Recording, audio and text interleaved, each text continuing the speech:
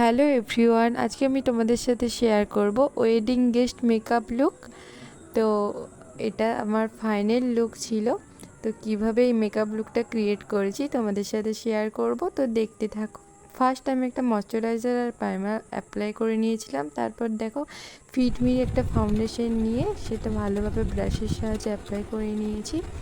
তারপর একটা প্যালেট নিয়েছি, কনসিলার প্যালেট, সেটা দিয়ে আমি কন্ট্রোল করে নিয়েছি এবং সুইস বিউটির কনসিলারটা নিয়েছি। আমার শেড ছিল মিডিয়াম বিচ। আর তারপর একটা ল্যাকমির লিপস্টিক নিয়েছিলাম 925। এরপর আইশ্যাডোটা করে নিচ্ছি, মিনারার আইশ্যাডো, নিউড আইশ্যাডো প্যালেট।